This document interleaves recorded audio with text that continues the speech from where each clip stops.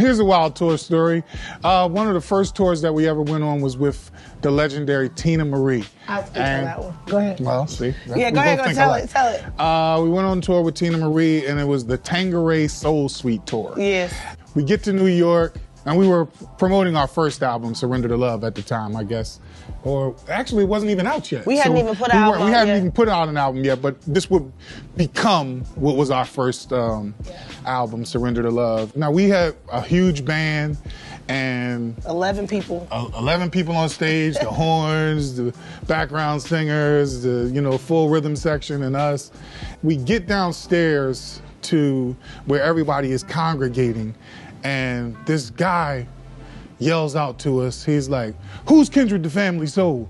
And every member of the band all raises their hand, because even though Kindred the Family Soul in essence is just me and Aja, and the band is our hired band, but we are family, and so in retrospect, everybody kind of sees us all as Kindred the Family Soul, and so when somebody would say that, they naturally raise their hand. This guy yells back at us, "Y'all ain't never gonna make no money."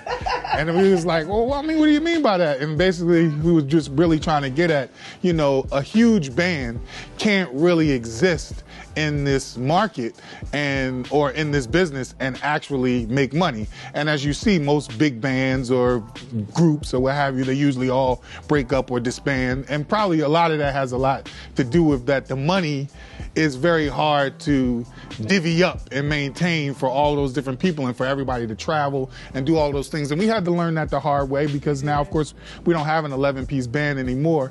And we were so offended by it at the time. We was almost ready to fight that man. We was ready to fight that man. Again, like I said, over time, you really tried to, we figured out what he was really getting at was basically that it would be virtually impossible for us to continue to travel, to do what we were doing at that level. And it was much easier at that time because we weren't making a lot of money, you know what I mean, in the very beginning. And that's when everybody kind of really wants to dedicate their time and their energy and efforts to something that isn't really getting the money yet. But it just ended up being a lesson for us. It was definitely a lesson for us. And eventually that same guy ended up being our bass player who told us that story that we would never make any money. So we ended up giving him money in the future